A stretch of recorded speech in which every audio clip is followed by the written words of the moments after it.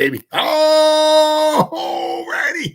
You are looking live at Sold Out MetLife Stadium, where today the 16-0 and playoff-bound New York Giants are taking on the 0-16 Dallas Cowboys.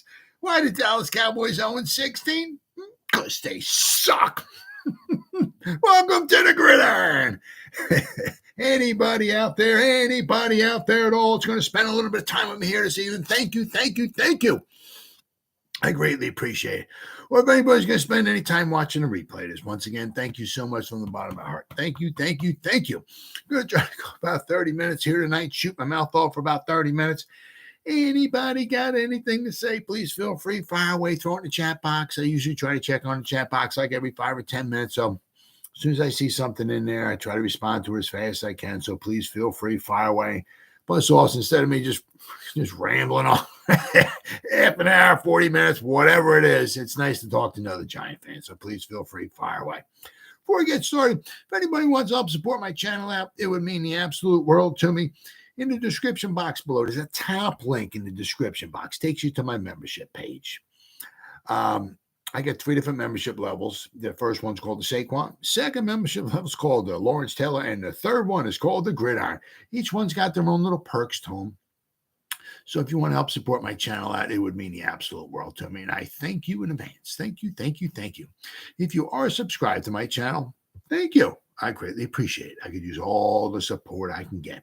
If you're not, please go down below, hit the subscribe button, hit the bell icon. That way next time I go live or put a video up, you'll be notified, and it's free of charge. What do you got to lose, right? But if you are subscribed to my channel, I greatly appreciate it. Thank you. And then finally, in the description box below, there's 2 Facebook links. The top Facebook links takes you to my Facebook group. It's called the New York Giants Gridiron. It's a group. Basically, and I say this in every video, my YouTube channel, my Facebook group, my Facebook page, it's all called the same thing. That way, it just dumbs it down for a moron like me. I can remember, what's my page called? What's my group? What's the YouTube channel called? It's all called the same thing, right? New York Giants, the Gridiron. What do we got in the group? We have over 3,700 members. Cool. Doing really well. Now, basically what I do is after I go live here, I'll probably spend like the next couple hours just putting stuff in the group and in the page, which I'll go over in a minute. I try to get up to like 10 different things in there every day if I can, whether it's a video, something just showing some stats on a player, a post, a picture, something making fun of the Eagles or the Cowboys, which are some of my personal favorites right there. But, I said, not only do I put stuff in here, but if you become a member of the group, you can post stuff in here as well, too. So now between me and the members, there's a ton of New York Giants information going in here every day. Then the second Facebook link takes you to my page. Okay, New York Giants. It's a page. It's New York Giants, the Gridiron, but it's a page. I'm the administrator, so I'm the only one that posts in there. But it's the same thing. Every day, after I'm done going live, I'll put stuff in the group and in the page. What are we up to? This one's really going. We have over 1,700 likes, and we have over 5,800 people following. I think it was like 5,700 or so yesterday or the day before. So tell you what, in the off season, I mean, the page is really doing well. I'm really surprised because I started the group, and then I started the page. Probably, I'm going to say like 3 or 4 months after I started the group. So I mean the group, I mean the page has like over a couple thousand more followers than my group has members. So it's really doing really good.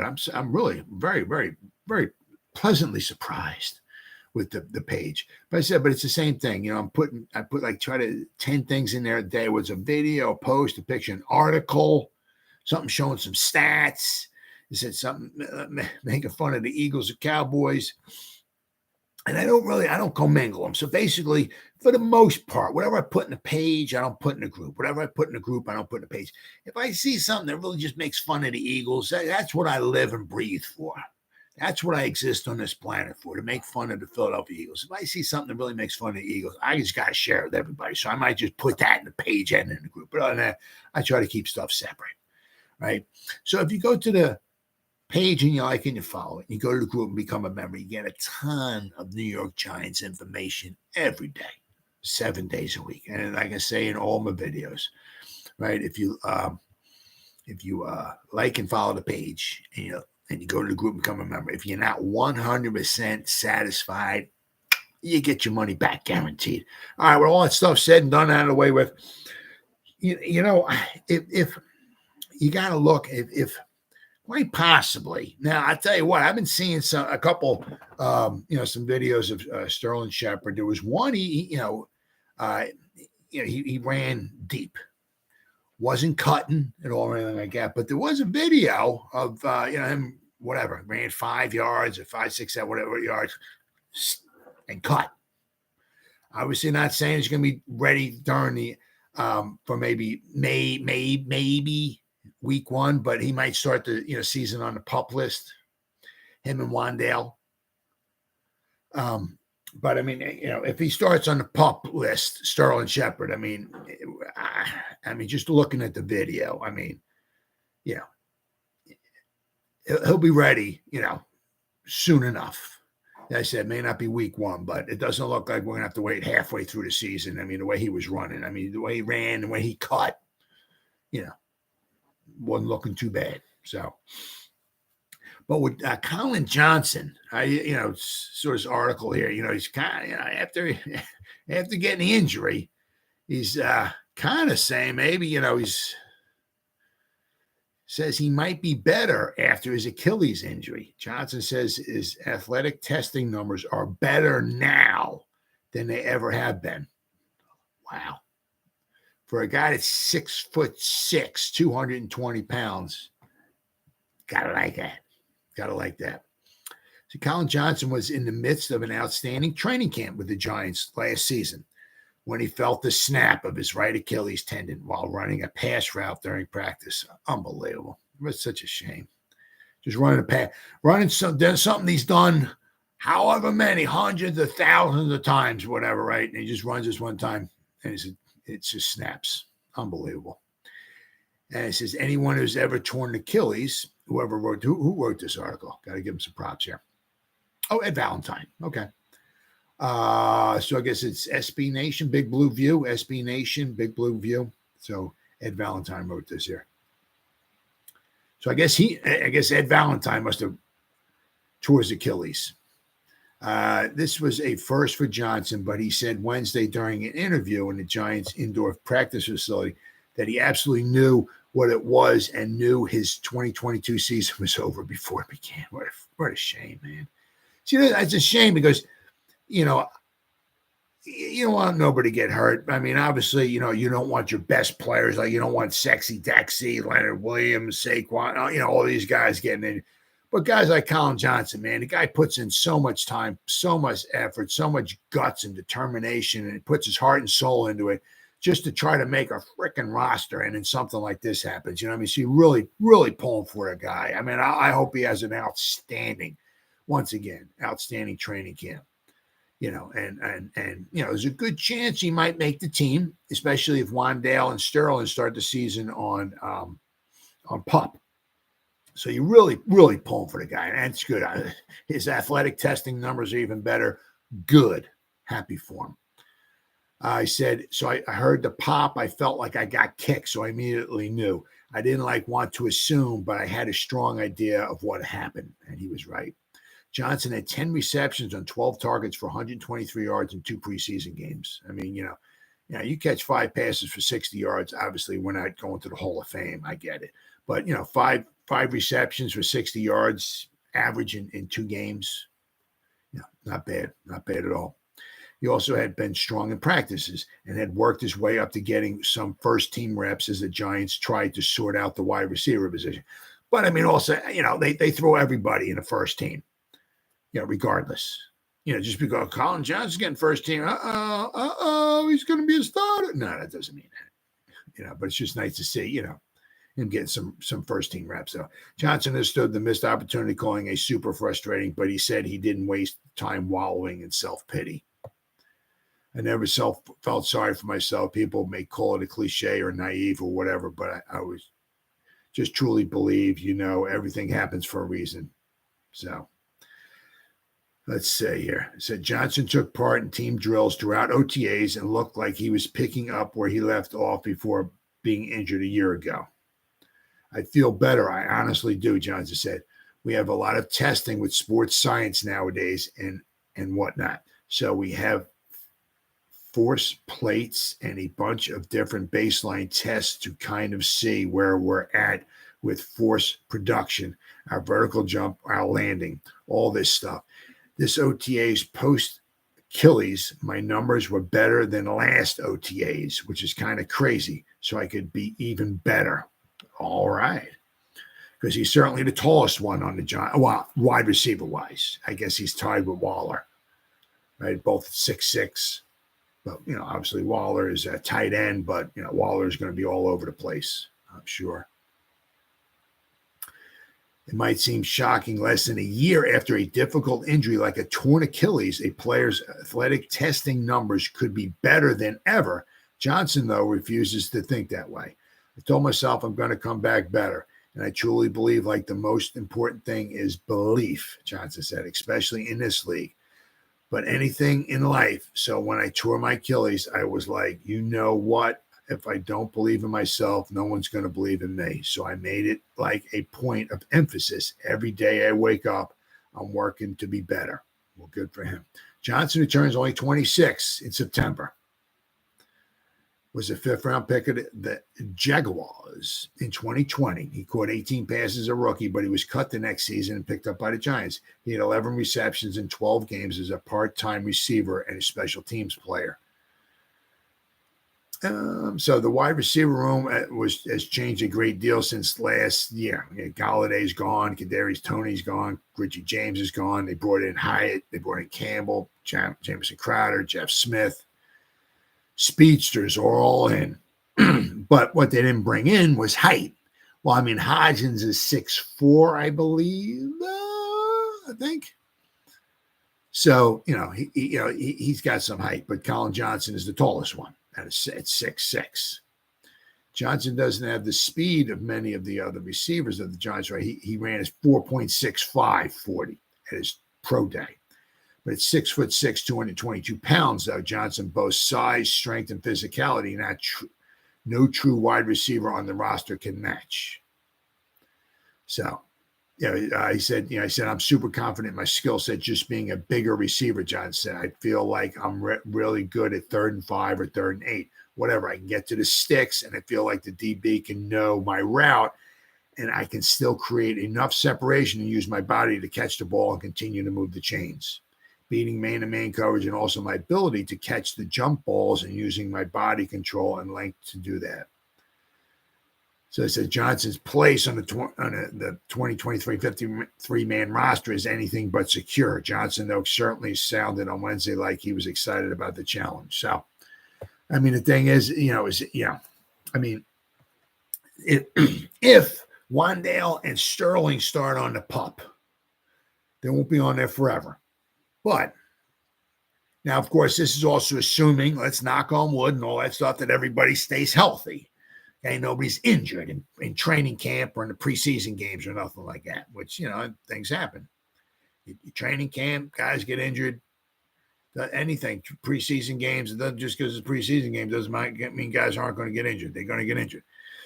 But if you figure if Sterling and Wan'Dale start on pup, right? So let's just take it, a nice number, just say 6. Say the Giants carry 6 wide receivers under 53. Right.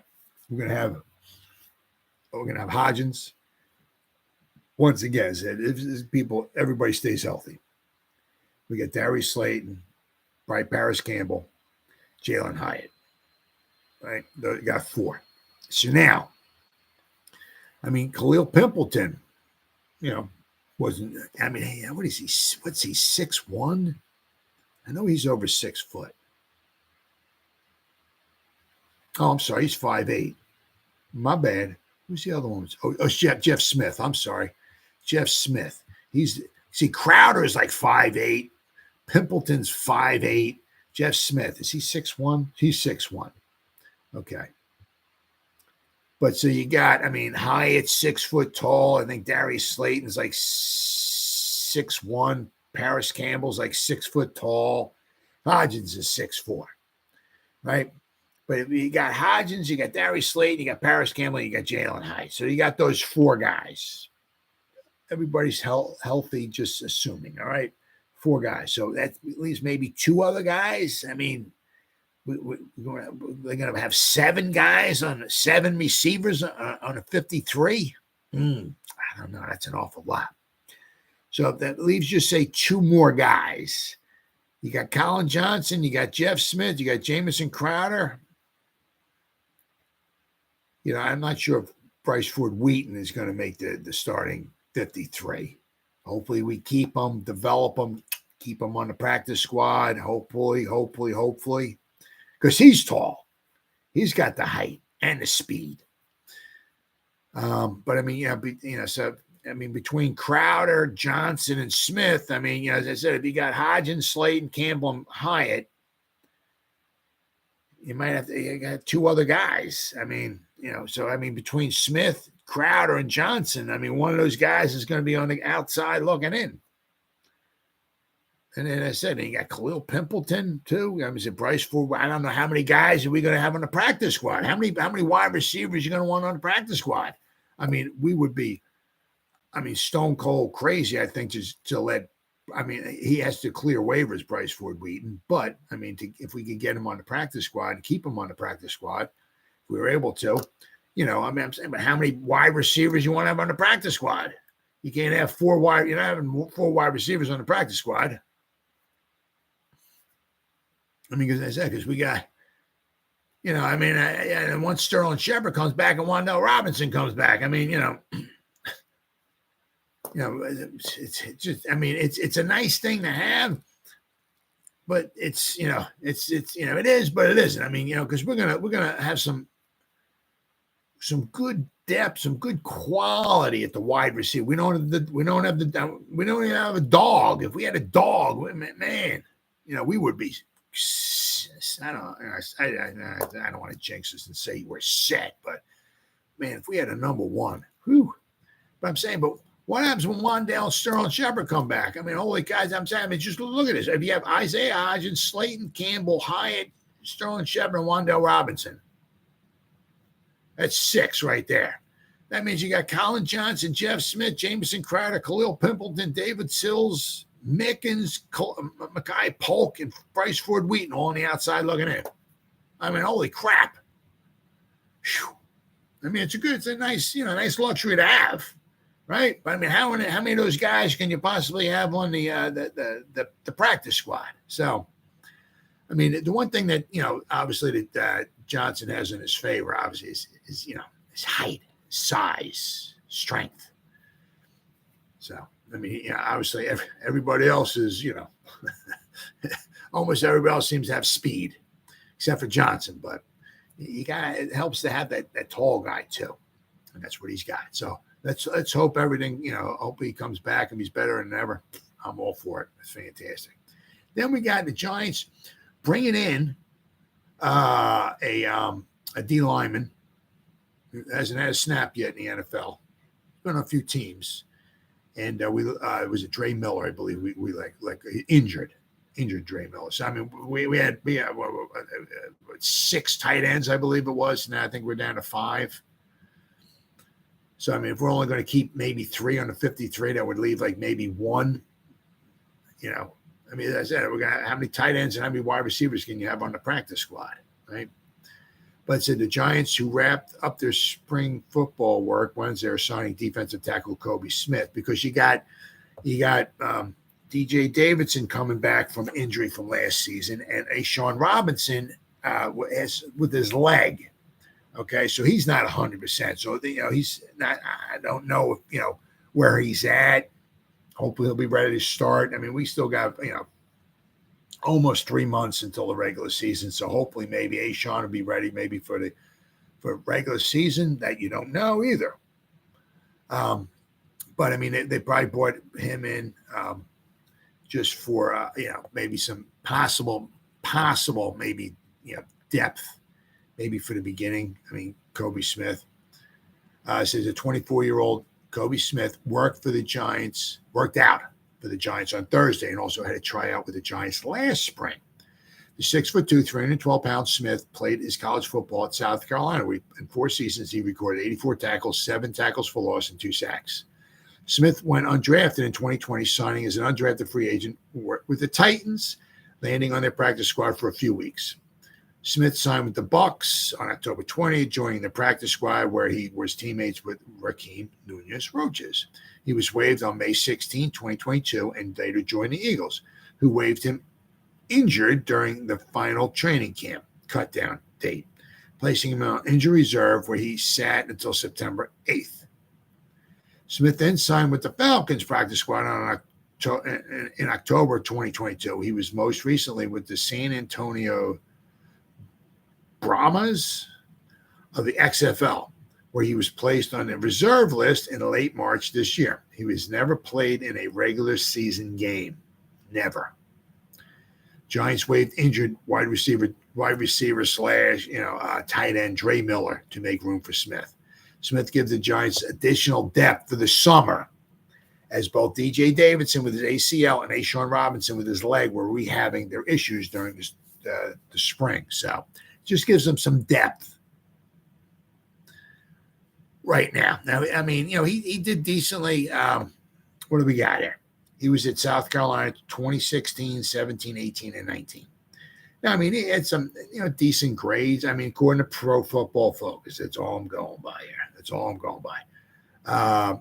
He graded out a 68.2 his senior season.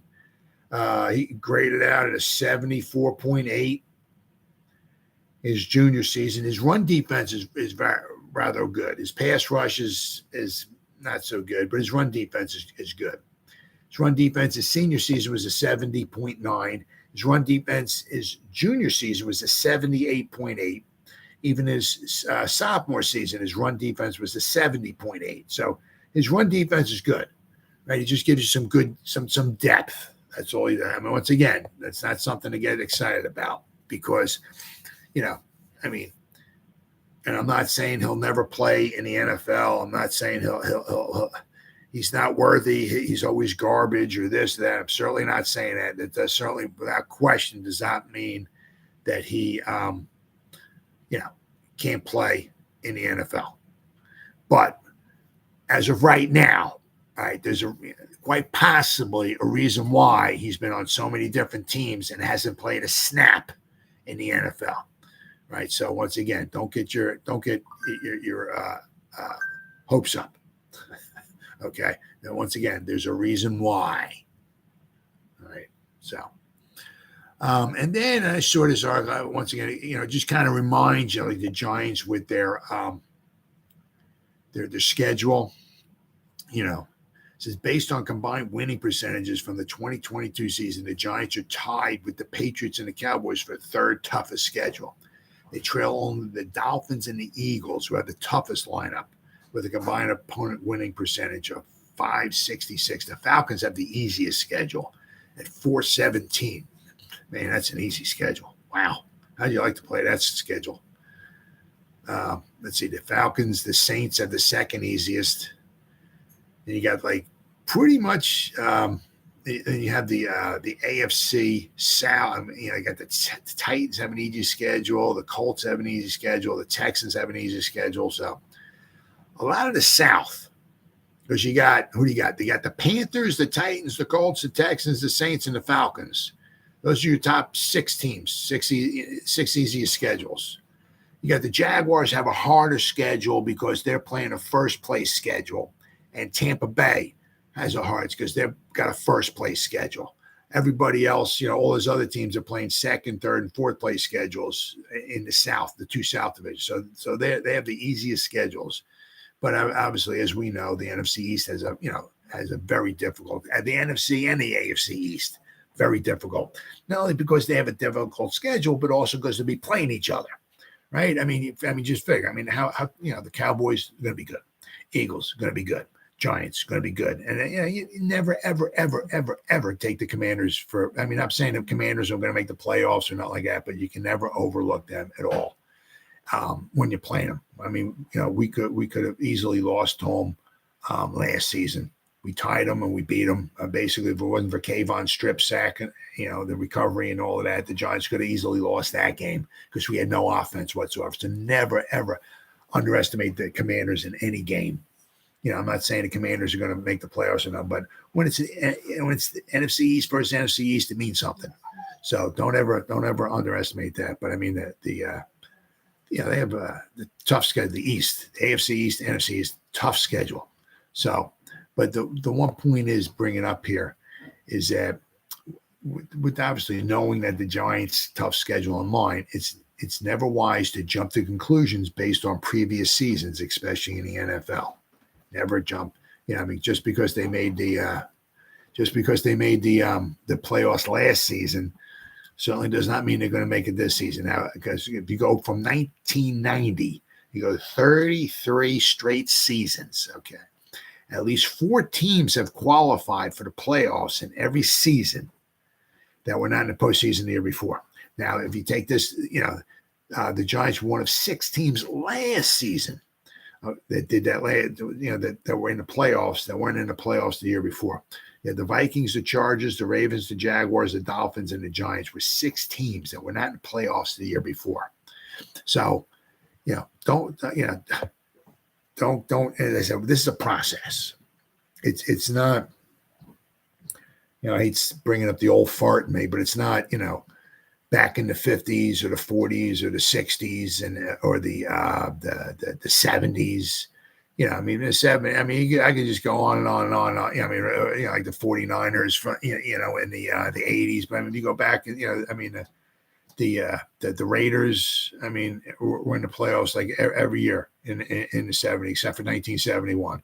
The Steelers starting 1972. They were in the playoffs like every year in the 70s. Certain Cowboys every year in the playoffs. It's not like that no more. You have like Green Bay back in the 60s, right? They went to the championship game in 60, 61, 62. They missed 63 and 64, but they were in the championship game and in 65, 66, 67. You go back in the 50s, from 1950 to 1955, 6 straight championship games. The Cleveland Browns went 6 straight. They missed one year. They missed the 56 and they went to 57. So they went 6. They won 7 out of 8 championships. From 50 to 57, the Browns win 7 out of 8 championship games. Then you go back into the 40s. You can even like the Packers. And the Packers won the championship. They had a three-peat. They won 29, 30, and 31.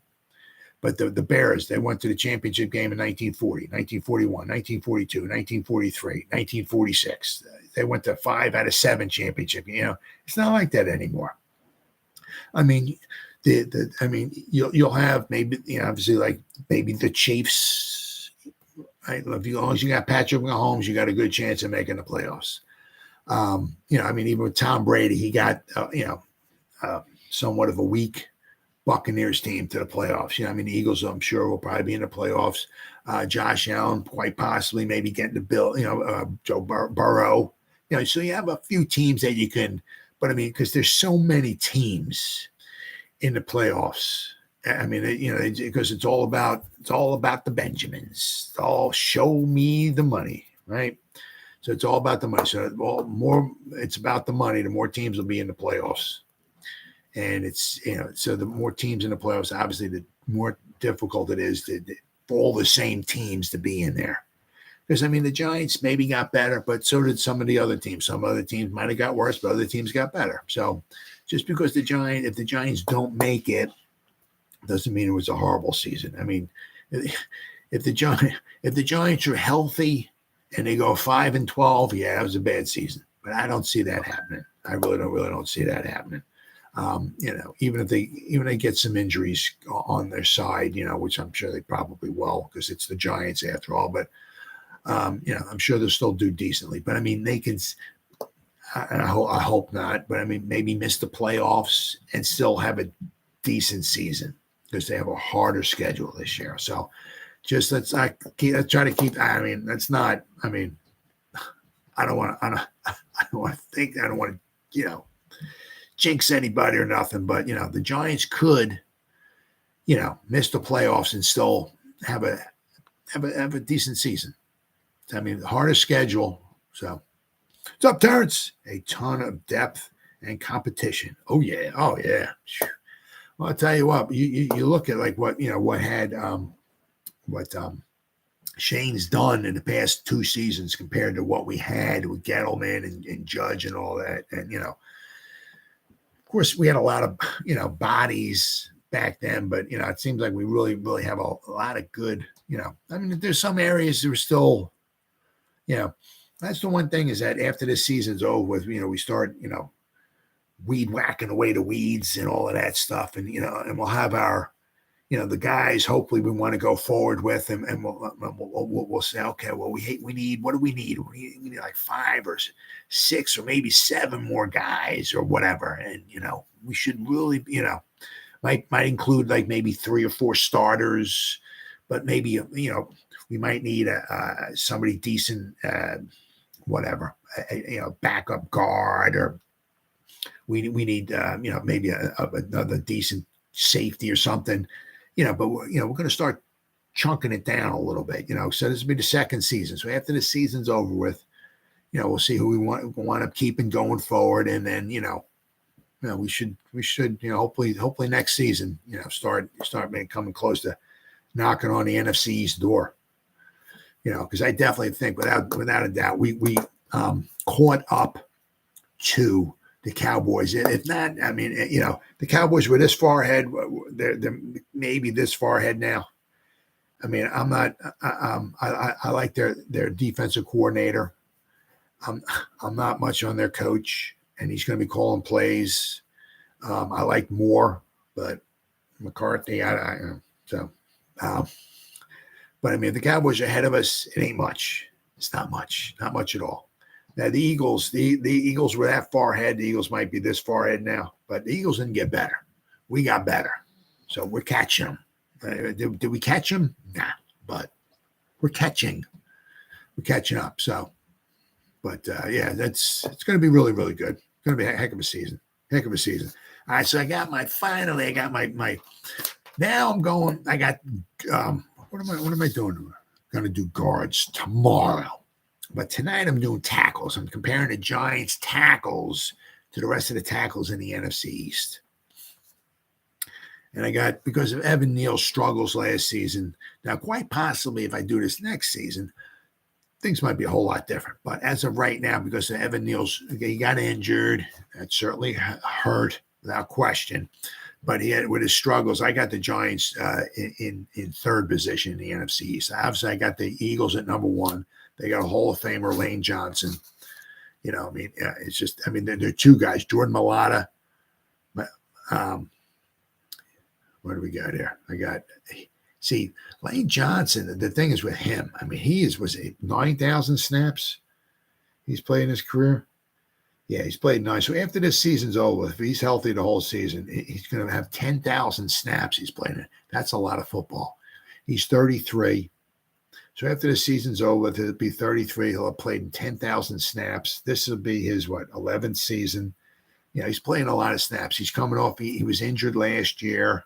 He had to have some surgery, I think, to repair an injury that he suffered last year. But, the guy's a Hall of Famer.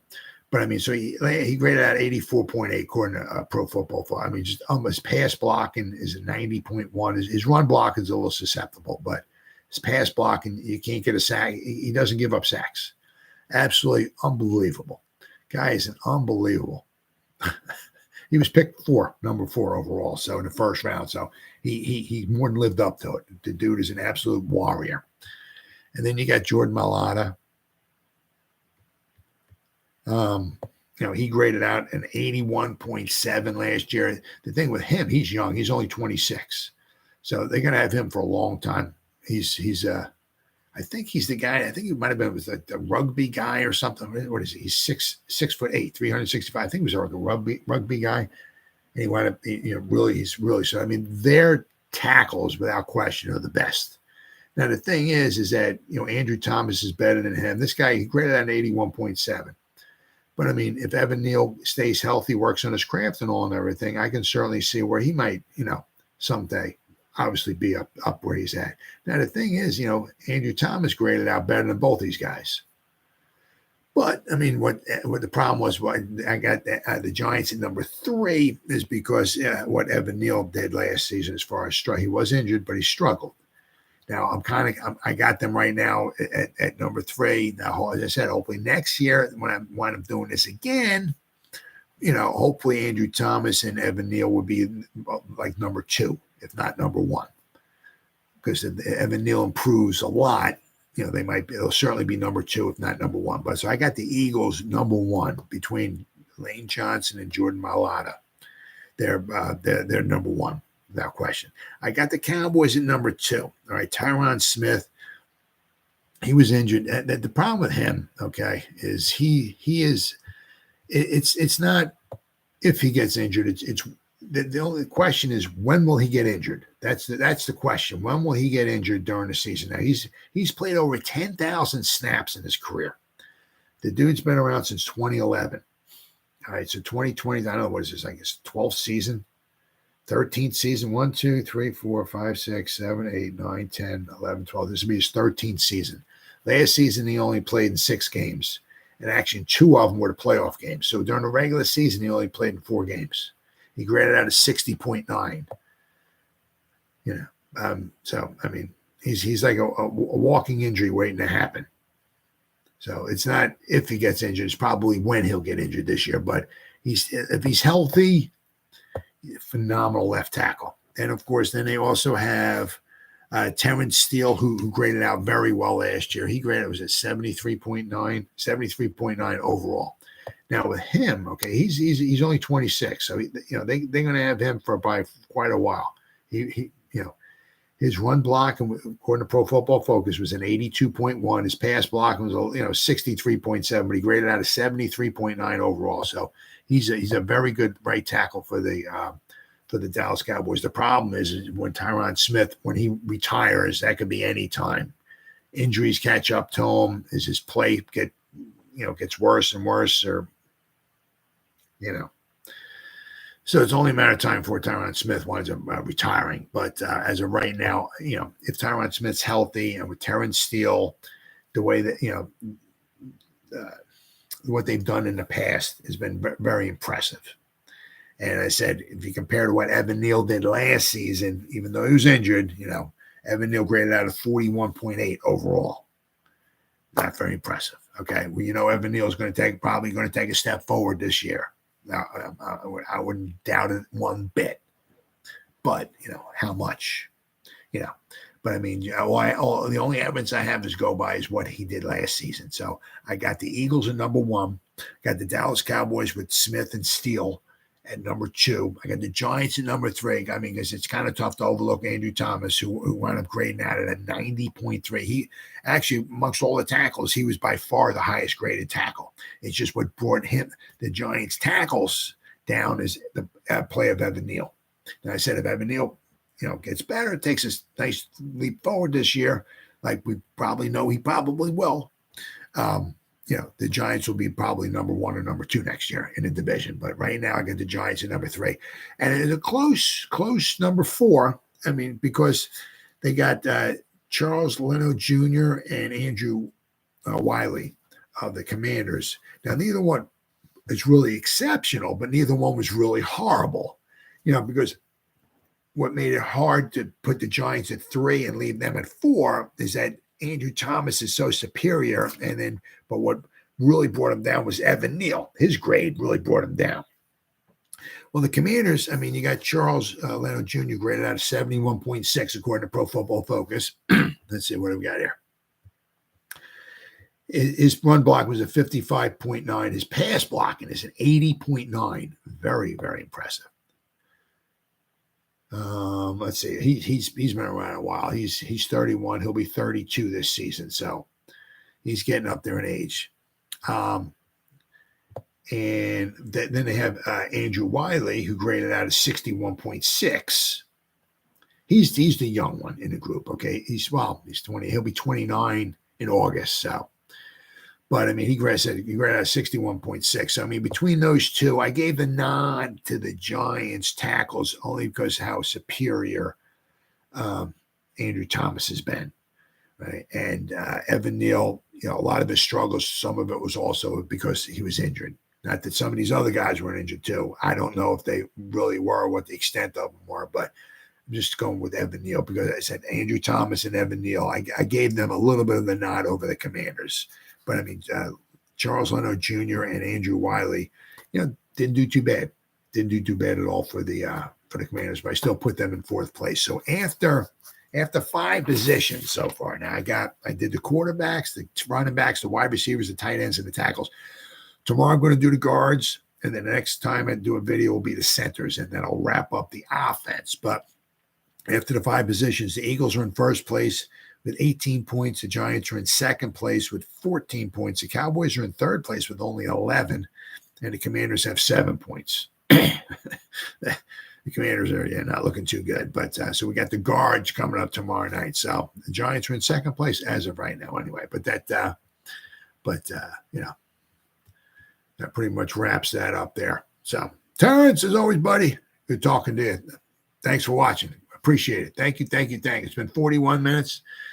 So whoever spends any time at all listening to me, I thank you so much from the bottom of my heart. If anybody spends any time watching a replay this, once again, thank you so much from the bottom of my heart. I can use all the support I can get, guys. Thank you. And as always, you guys stay safe out there and go Giants.